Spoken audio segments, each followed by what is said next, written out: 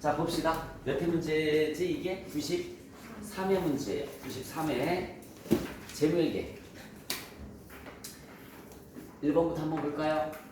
1번 보고 일반 목적 재무보고에 관한 설명이 다 올바르지 않은 것을 물었습니다. 경영진은 필요한 재무 정보를 기업 내부에서 얻을 수 없으므로 이 문장 자체가 잘못됐죠. 경영진이 재무 정보를 기업 내부에서 얻을 수 없다는 게 말이 돼야 안 돼요? 안 되죠. 1번 틀렸습니다. 현재 및 향후 잠재적인 투자자, 대여자 및 기타 채권자가 일반 목적 재무보고의 주요 이용자에 해당하다 맞습니다. 잠재적 투자자까지가 재무 이용자에 해당하는 거고요. 감독 당국 및 일반 대중도 일반 목적 재무보고를 유용하게 활용할 수 있고요. 일반 목적 재무보고의 목적은 기업의 자원을 제공하는 것에 대한 의사결정을 할 때 유용한 보고기업의 재무정보를 제공하는 것이다. 일반적으로 우리는 전자공 시스템에 들어가면 재무보고한 걸 얻을 수 있다고 그랬죠? 틀린 것은 1번입니다. 다음 빈칸에 들어갈 알맞은 말을 올바르게 짝지은 것을 물었습니다. 재무제표가 제공하는 정보가 정보 이용자 의사결정에 목적 적합성을 제공하기 위해서 기본적으로 갖춰야 될 주요 질적 특성으로서 목적 적합성을 구성하는 요소를 얘기를 하는 겁니다. 예측가치, 그 다음에 또 뭐 있을까요? 확인가치, 그 다음에 중요성. 다시 한번 불러드릴게요. 예측가치, 확인가치, 중요성. 이렇게 당구장 표시하고 하나만 받아 적어보세요. 근본적 질적 특성. 당구장 표시하시고 하나만 받아 적어보세요. 근본적 질적 특성 땡땡하시고 목적 적합성 컴마 하시고 충실한 표현 컴마 하시고 충실한 표현. 자, 이 두 가지를 갖다 우리가 근본적 질적 특성이다 라는 표현을 쓰는 거고요.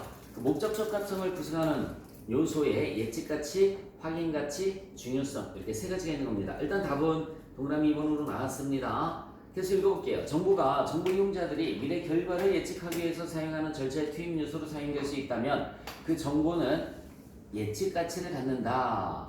재무 정보가 과거 평가에 대한 피드백을 우리가 확인하거나 정정하는 것을 우리가 피드백이라는 말을 쓰는 거죠. 그래서 확인하거나 변경한다면 피드백을 확인 가치를 갖는다. 정보가 누락되거나 잘못 기재된 경우 특정 보고기업의 재무 정보에 근거한 정보 이용자 의사결정에 영향을 줄 수 있다면 그 정보는 중요한 것이다. 중요성은 개별 기업 재무보고서 관점에서 해당 정보와 관련된 항목의 성격이나 규모 또는 이 둘 모두의 근거에서 해당 기업의 특이한 측면의 목적 적합성을 의미한다. 세 가지 예측가치, 확인가치, 중요성. 2번이 답이에요. 자, 3번 문제 보시면은 포괄손익계산서 기본 요소에 대한 설명이다. 올바르지 않은 것을 물었습니다. 경영성과 측정을 위해서 기록되는 포괄손익계산서 기본 요소에는 당연히 수익과 비용이 있죠. 자, 광의 수익의 정의에는 수익뿐만 아니라 뭐도 들어갑니까? 차익, 처분 차익, 외환 차익 이런 것들 포함되는 거 맞습니다. 3번 틀렸어요. 비용에는 아직 실현되지 않은 손실은 포함하지 않는다. 여러분, 아직 실현되지 않은 손실의 가장 대표적인 게 평가손실이죠. 단기매매 증권 평가손실, 외화환산 손실 이런 것들이 아직까지는 실현되지 않은 손실로서 비용에 포함이 됩니다. 3번이 틀렸어요. 자, 수익의 발생은 자산의 증가 또는 부채의 감소를 수반한다. 이거 동그라미 3번은 뭐에 관련된 걸까요? 거래판료소에 관련된 거예요. 거래판료소. 여러분, 이 가장 기본인데 거래판료소가 차별에 뭐가 있죠? 자산의 증가, 부채, 자본의 감소, 비용의 발생.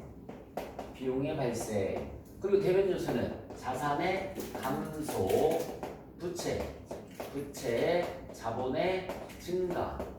그 다음에 또 뭐 있습니까? 수익의 발생이 있습니다. 수익의 발생.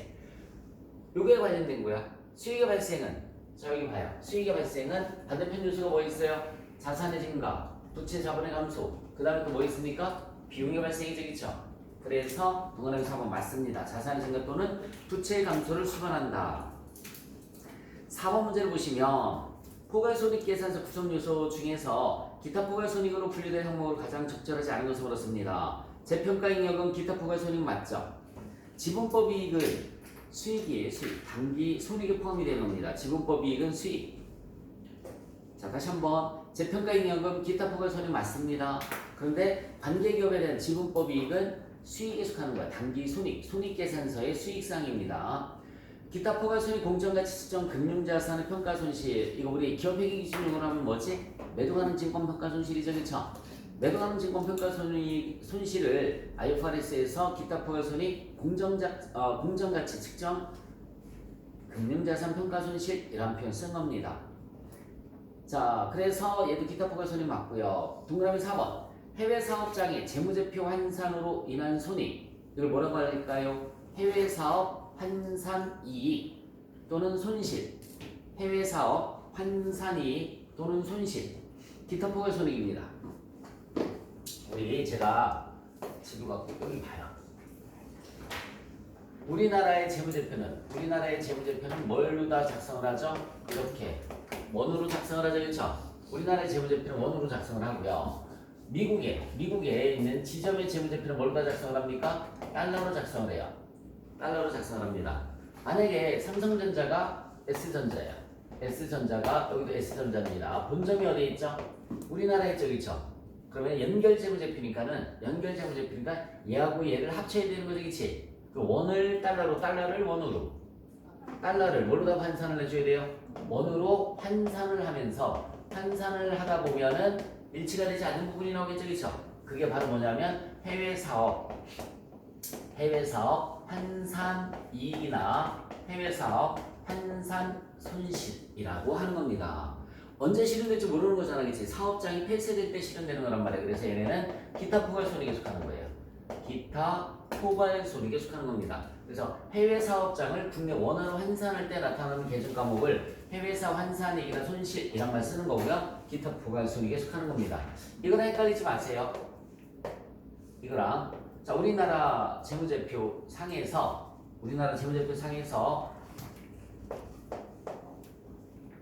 예금이나 잘 봐요. 예금.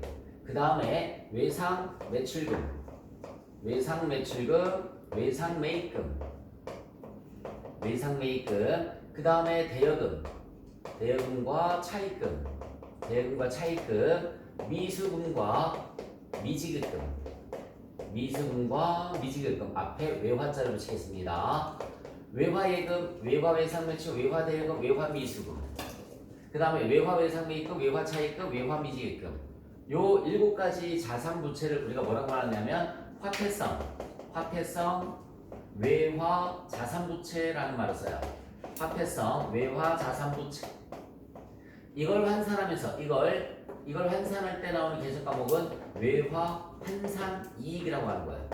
외화 환산 이익, 외화 환산 손실이라고 하는 거고요. 얘네는 수익과 비용이에요. 단기 손익에 속하는 겁니다. 즉 수익과 비용에 속하는 거야. 그러니까 해외 사업장을 환산할 때는 해외 사업 환산이익이랑 환산 손실이 나오는 거고요. 이거는 해외 사업장에는 관련이 없는 거지, 그치? 우리나라에 있는 기업이 해외에 수출하거나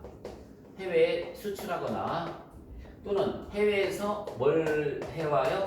수입을 해갖고 오겠죠, 그쵸? 그때 나타나는 계정 과목들이란 말이에요. 해외에 지점이 없다라고 가정을 하고, 그래서 우리나라에 있는 기업이 해외에 수출하거나 아니면 해외에서 수입할 때 나타나는 이 7가지 계정 과목을 화폐성 외화자산부채라고 하고요. 외화 환산이익이나 손실 때는 단기 순익, 해외 사업장을 환산할 때 나타나는 것은 기타 포괄손익이다라는 거 잊지 마시기 바랍니다. 문장이 비슷해서 헷갈릴 것 같아서 정리를 한번 해봤어요. 자, 4번의 답은 2번. 지분법 이익은 단기 손익에 속하는 겁니다. 5번. 당해 기업의 특수관계의 자로 가장 올바르지 않은 것을 물었습니다. 통상적인 업무 관계를 맺고 있는 기업은 특수관계자로 분류를 하지 않습니다. 그러면은 통상적인 업무 관계를 맺고 있다라고 하면 특수관계자가 어마무시하게 많은 거 아니야, 그치? 얘는 특수관계자랑 관련이 없어요. 당해기업 또는 그 지배기업의 주요 경영진의 일원인 경우, 보고기업의 공동지배력이 있는 경우, 또 보고기업의 유의적인 영향력을 행사할 수 있는 경우 모두 특수관계자 맞습니다. 6번 문제를 보시면 재고자산 수량 결정 방법과 관련된 설명이다. 올바르지 않은 것을 물었어요. 계속기록법은 장부상의 재고 잔량을 기말재고 수량으로 결정하다 맞습니다. 여러분들 계속기록법이 뭐지? 들어오고 나가고를 말 그대로 계속해서 기록하는 것을 우리가 계속기록법이라는 표현을 쓰는 겁니다. 선입선출법이나 이동평균법이나 총평균법으로 상품이 들어올 때마다 또 나갈 때마다 계속해서 장부에 기록하는 것을 계속기록법이라는 표현을 쓰는 거야. 계속기록법에서는 기준 언제라도 장부상에서 재고 수량을 파악할 수가 있습니다. 맞죠? 들어오고 나가고를 계속해서 장부에 기록하는 거니까 장부상에서 언제라도 기말적으로 파악할 수 있는 장점이 있어요. 장점이. 이에 비해서 실지재고조사법은 창고에 가서 조사를 해야지만 할 수가 있겠죠. 그렇죠? 그런 단점이 있고요. 실지재고조사법에서는 실지재고조사를 통해서 기말재고 수량을 파악함으로까지는 맞아요. 실지재고조사를 통해서 기말재고액을 파악함으로까지는 맞습니다. 그럼 어떤 문장이 틀렸을까? 뒤에서 입고 기록 및 출고 기록을 일절 수행하지 않는다라고 나와 있는데 입고 기록은 해야죠. 입고 기록은 하는 거고요. 출고 기록을 하지 않는 게 실지재고조사법이에요. 들어오는 거는 기록을 하고요. 나가는 건 기록을 하지 않습니다. 왜? 그냥 창고에 가서 남은 걸 파악하면, 기말적으로 파악하면 나간 게 나오겠죠. 그렇죠? 그렇게 알아두시면 돼요. 실지재고조사법에서는 기말적으로 먼저 확정된 뒤에 단기 판매 수량을 계산하는 거 맞습니다. 실지재고조사법에서는 기말재고를 확정한 뒤에 판매 수량을 계산하는 걸 우리가 실지재고조사법이라고 해요. 공식으로 여러분들이 알고 있는 거 있죠? 여기 봐요. 기초재고에서 매입을 표해주시면 이게 판매 가능액이에요. 판매 가능액에서 잘 봐요. 나간 거 판매액 즉 매출원가를 빼주면 자 봐요. 기초에서 들어오고 나가고 그죠? 들어오고 나가고 하면 뭐가 남는 거예요? 기말 재고가 남는 거죠. 이거는 계속기록법이에요. 그럼 우리가 알고 있는 공식은 계속기록법이 아니었었다는 얘기는 되겠지. 자, 우리가 알고 있는 공식은 실지재고조사법은 실사법은 기초재고에서 매입액을 표해줘요. 얘가 판매 가능액이 되는 거죠. 판매 가능액이 돼요. 나가는 걸 기록하지 않습니다. 나가는 걸 기록하지 않는다고요. 실지재고조사법은 기초에서 매입액 들어왔죠, 그렇죠? 나가는 걸 기록하지 않아요. 그러면 나중에 남아있는 걸 보시면 되는 거죠. 남아있는 걸 빼주시면 판매액이 나오겠죠, 그렇죠? 매출원가가 나오는 겁니다. 매출원가 수량으로 따지면 판매 수량이 나오는 거죠. 이게 실지재고조사법이야. 여러분들이 알고 있는 게 뭐라고요? 그러면 실사법이라는 얘기예요. 자, 기초재고에서 매입액 표해줍니다.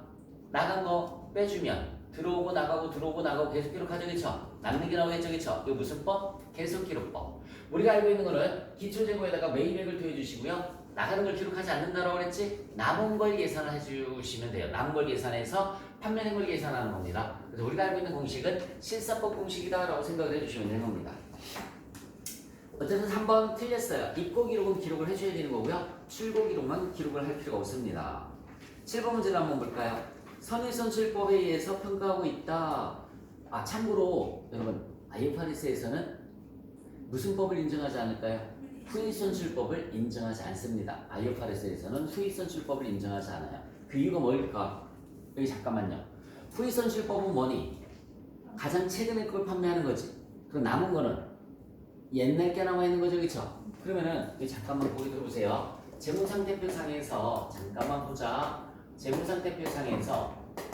재무상태표에서 상품의 금액이 후의선출법은 가장 최근 걸 파는 거잖아, 그렇지? 그럼 옛날 게 남아있는 거지, 그렇지? 옛날 게 남아있다고요. 과거의 것이 남아있다고요. 그러면은 이게 뭐에 어긋나냐면 우리 IFRS에서는 과거의 원가로 기록하는 것이 아니라 현행 원가, 다시 무슨 원가? 현행 원가, 즉 공정가치, 이렇게 공정가치로 기록을 하게끔 많이 유도를 하고 있는데 후의선출법은 역행하는 거죠, 그렇죠? 다른 거는 다 현행가치, 공정가치로 하고 후의선출법, 재고자산은 옛날 원가로 들어가면 IFRS 취지에 맞는다, 안 맞는다? 안 맞는다고요. 그래서 후의선출법을 인정하지 않는다. IFRS에서는 후의선출법을 인정하지 않는다. 인정하지 않는 이유는 현행 원가가 아니라 과거의 원가로 기록되기 때문이다 라고 생각을 해주시면 돼요. 그러면 거기 기초가 3,000개 있었고요. 구입이 2,000개, 합이 몇 개 있었죠? 5,000개 있었죠? 5,000개 중에서 몇 개가 팔린 걸로 다 돼 있어요? 4,800개가. 근데 무슨 판매야? 시용 판매네. 시용 판매는 뭐니? 먼저 써보고 구매 의사를 표시하는 게 시용 판매죠. 밑에 해설 봐요. 4,800개를 시용 판매하였으나 300개는 현재까지 매입 의사를 표시를 했어요, 안 했어요? 그럼 안 팔린 거지. 몇 개만 팔린 거예요? 4,500개만 팔린 거지, 그치? 무슨 법으로? 선의선실법으로. 물음이 뭘 물었어요? 매출원가를 물었어요? 기말재고를 물었어요? 기말재고를 물었네. 그러면 자 여기 봐요. 기초가 몇 개 있었지? 기초가 3,000개. 여기 봐. 3,000개. 단가는 얼마? 12,000원. 두 번째 2,000개. 그 다음에 14,000원. 14,000원. 그 다음에 몇 개 팔렸다고요? 4,800개가 아니라고요. 4,800개가 아니라 몇 개라고요? 4,500개가 팔렸죠. 왜 300개는 아직까지 구매 의사를 결정했어요, 안 했어요? 안 했어요. 그 다음에 또 몇 개 매입했습니까? 1,500개. 얼마 매입했어요? 1,500개를 14,500원에 매입을 했어요. 선의선출법으로 팔렸다라고 하니까 얘 모두 팔렸습니다. 그죠? 얘 모두 팔렸고요. 여기서 몇 개가 팔린 거야? 그러면은 1,500개가 팔렸겠네, 그치? 그럼 몇 개가 남아 있어요? 500개가 남아 있죠. 이렇게. 선의선출법이니까. 이거 곱해주면 얼마 나오니? 700만 원 나오죠? 여기다가 얘 얼마 있습니까? 2,175만 원. 여기 2,175만 원이 있으니까 두 개 더해주시면 2,875만 원. 3번이 답이 됩니다. 자, 그 다음에 8번 문제를 보시면 회계연도 결산 시 재고자산 관련된 자료이다. 재고자산과 관련된 결산 수정 통계가 단기 손익에 미치는 영향으로 오는 것. 이렇게 IFRS 문제에서는 재경관리서 문제에서는 매출원가는 얼마니, 영업의 비용은 얼마니 이렇게 묻지 않고 그냥 뭐라고 물어요? 단기 손익에 미치는 영향. 밑줄 쳐보실래요? 단기 손익에 미치는 영향은 비용을 의미하는 겁니다. 비용은 얼마니? 라는 얘기야. 비용은 얼마니? 그 이거 계산할 때 요 순서를 지켜주시면 돼요. 장부 재고액, 실지 재고액, 순실현 가능액. 장부 재고액, 그 다음에 실지 재고액, 그 다음에 순실현 가능액. 이걸 계산을 해주시면 됩니다. 여러분들 장부 재고 수량이 몇 개라고 나와 있어? 100개. 원가는 얼마? 200원 나와 있죠? 여기 봐. 100개, 200원. 그러면 2만 원이 나오죠. 실지 재고 수량이 몇 개라고 나와 있습니까? 95개 나와 있습니다. 실지 재고 수량은 95개, 200원. 19,000원. 이게 감모 손실. 이게 감모 손실. 얼마 나오죠? 감모 손실이 1,000원. 정상적 감모 손실 그런 거 따질 필요 없어요. 그 다음에 순실현 가능액은 여러분 순실현의 뜻이 뭐지? 실제 팔았을 때 받을 수 있는 금액이죠, 그렇죠? 실제 팔을 수 있는 수량이 몇 개예요? 95개잖아요. 실제 팔을 수 있는 수량은 95개 곱하기 예상 판매 가격이 160원인데 잘 봐요. 예상 판매 가격이 160원인데 판매 비용이 몇 퍼센트 든다고 그랬어요?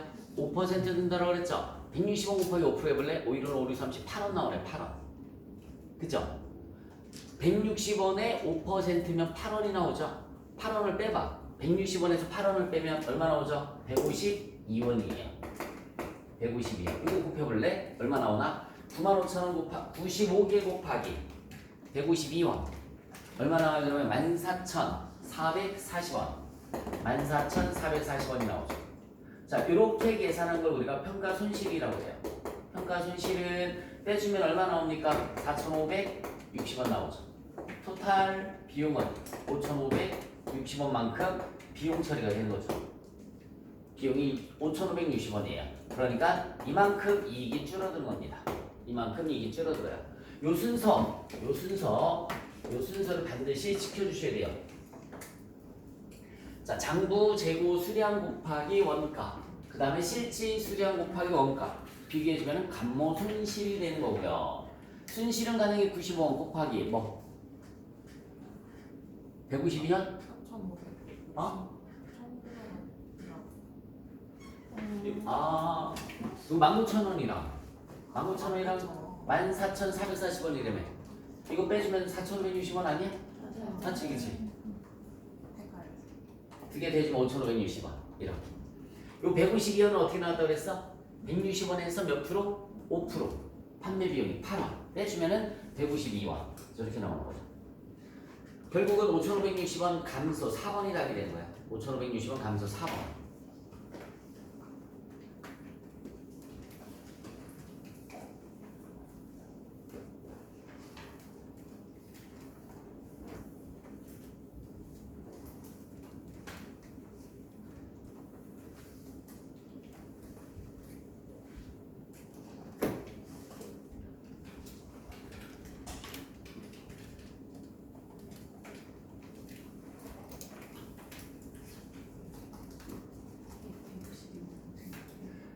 (160원) 곱하기 5%. 160원 곱하기 5%는 8원. 8원. 판매 비용이 8원이죠. 그래서 160원에서 8원을 뺐더니 얼마? 152원. 152원이 순실현 가치가 되는 거야. 152원이 판매 비용까지 빼서 그랬더니 그죠? 평가 손실이 14,000 평가 손실이 아니라 순실현 가치가 14,440원. 저렇게 계산이 되는 거고요. 봅시다. 그 다음 문제 9번. 차량 방구 A를 주식회사 부상이 사용하던 차량 방구 B와 교환하였다. 여러분, 자동차와 자동차를 교환했죠, 그쵸? 여기 잠깐만 거기 들어보실래요? 이종자산의 교환, 동종자산의 교환 들어봤습니까? 같은 자산끼리, 같은 종류의 자산끼리 바꾸는 걸 뭐라고 하죠? 동종자산. 서로 다른 자산끼리 바꾸는 걸 뭐라고 하죠? 이종자산. 그런데 그렇게 표현하기에는 여기 잠깐만 볼까? 제네시스와 제네시스를 바꿨어. 동종자산이 이종자산이야? 동종자산으로 볼 수 있겠죠? 근데 제네시스 초창기 거랑 신형이랑 바꿨어. 이게 같은 자산이야? 아니죠, 그죠? 차값이 많이 차이 나잖아, 그죠? 그래서 우리 IFRS에서는 동종자산, 이종자산이란 말을 안 쓰고 이런 말 써요. 상업적 실질이 있다, 없다 라고 합니다. 그래서 상업적 실질이 있을 때는 처분 손익을 인식을 하고요. 없을 때는 처분 손익을 인식하지 않는다. 이게 상업적 실질이 있다라는 걸 우리가 이제 기업행 기준용으로 하면 이종 자산의 교환. 얘를 동종 자산의 교환 이렇게도 표현을 하는 거예요. 동종 자산의 교환. 자, 중요한 거는 여기 잠시만요. 상업적 실질이 있을 때는 제공한 자산의 공정가치, 플러스 현금 지급액이 취득원가가 됩니다. 동종자산이 견일 때는 제공한 자산의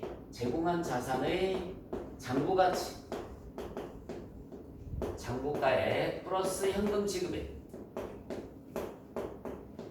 얘가 취득원가가 되는 거고요. 자, 여기에서 물음이 뭘로 다 나왔어요? 세 번째 줄에 봤더니 동거래는 상업적 실질이 결여된 거래이다. 상업적 실질이 없대요. 여기다 대입하시면 돼요. 처분 손익 인식할 필요 없고요. 자, 제공한 자산의 장부가액을 한번 구해볼까? 내가 타던 차가 뭐예요? 차량 운반구 A적이죠.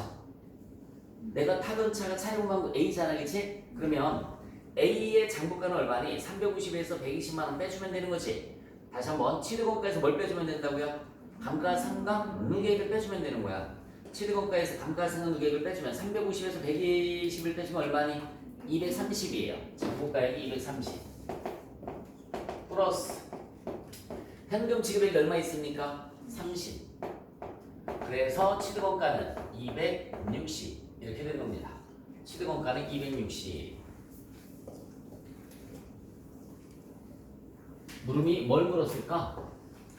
취득원가 물었죠, 그쵸? 그러니까 260만 원이 답이에요. 만약에 시험 문제가 여기 봐요. 상업적 실질이 있다라고 나오면 네, 일단 처분 손익을 인식한다라는 거 알아두시면 되고요. 자, 제공한 자산의 공정가치가 얼마라고 나와 있어요? 제공한 자산의 공정가치가 170만 원 나와 있죠? 170만 원 플러스 현금 지급액. 현금 지급액이 30만 원. 그러면 취득원가는 200만 원. 이렇게 계산이 됩니다. 답이 확 달라지죠? 그래서 단서 조건을 잘 봐야 되는 거야. 단서 조건을 제공한 자산의 장부가액이냐 아니면 공정가치냐에 따라서 답이 확 달라집니다. 여기에서 자, 잠깐만 회계 처리까지 잠깐만 보여줄게요. 잠깐만 봅시다. 이거의 분계를 한번 볼까요? 이거의 분계. 처분선이가 이식한다라고 그랬지, 그치? 자, 차량방구를 넘겼어요. 대변에 차량방구. 취득가액이 얼마니? 취득가액이 아니지. 넘긴 거. 내가 타던 거 넘긴 거지, 그치? 얼마에? 350만원. 350만원. 차변에 감가상각률이 얼마예요? 120만원. 그치? 그리고 현금으로 얼마 줬습니까? 30만원. 맞아? 자, 여기도 여기 잠깐만. 대변에 차량 광고 350만원. 차변에 감가상각 무게 얼마죠? 120만원. 그 다음에 현금이 30만원. 이게 똑같잖아, 여기까지는. 그치? 차 넘겼잖아요? 차변에 감가상각 무게 현금 준 거 똑같죠, 그쵸? 새 차 받았지? 차변에 차량 광고 여기도 받았어요. 차변에 차량 광고 받았잖아. 내 차 넘겨주고 새로운 차 받았지, 그치? 요 차의 취득원가가 얼마냐? 얘는 얼마란 얘기예요? 200만원이 가는 거고요. 얘는 얼마가 가는 거라고요? 260만원 이렇게 가는 거라고요. 260만원. 됐니? 자, 그러면 이제 여기 볼래? 두 개 되지면 얼마예요? 380. 여기도 얼마예요? 380. 똑같이, 그치? 처분이익이 나와야 안 나와요? 안 나와요. 손실도 안 나오죠, 그쵸? 얘는 차비는 얼마예요? 320. 대비는 얼마예요? 380. 차비는 얼마 부족하니?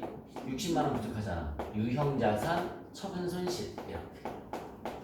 유형자산 처분손실이 60만원이 되는 겁니다. 장부가액이 잠깐만 여기 봐요. 내 손가락 볼래? 손가락. 350만원짜리가 잘 봐. 350만원짜리가 얼마의 가치가 떨어졌어요? 120. 그 얼마짜리라고 그랬어? 230만원짜리지. 230만원짜리 공정가치가 얼마예요? 170. 얼마만큼 인정을 못 받았어? 60. 손해봤잖아요, 그죠? 자, 한 번만 다시. 차량마구 얼마? 350만원짜리가 감가상각금액이 얼마? 120. 230만원짜리죠? 230만원의 공정가치가 얼마예요? 170이니까 얼마 손해봤어? 60만원 손해본 거라고요. 그래서 60만원 손실. 이렇게. 근데 분계까지는 할 수 있어야 되겠죠. 시험 문제가 취득원가만 나오는 게 아니라 손실을 물을 때도 있단 말이에요. 손실이니 이익이니 이걸 물을 때도 있고 분계를 물을 때도 있단 말이야. 그래서 이걸 암기를 해주시면 돼요. 상업적 실질이 있다와 없다에 취득원가고 하는 거. 얘는 공정가치로 들어가고 얘는 장부가액으로 들어간다는 얘기입니다. 그래서 분계는 어렵지 않아요. 차량 운반고 감가상각액 현금 지급액 먼저 결정 짓고, 그치? 차량 운반고에 취득가액 결정 진 거 집어넣으시면 되는 거죠. 그리고 얘는 끝났잖아, 그치? 얘는 차변이 부족하니까 손실이에요. 만약에 대변이 부족했으면 뭐가 될까요? 이익이 되겠죠. 자, 이 문제의 답은 그래서 취득원가만 물었으니까 몇 번? 1번이 답이 되는 겁니다. 취득원가 물었으니까.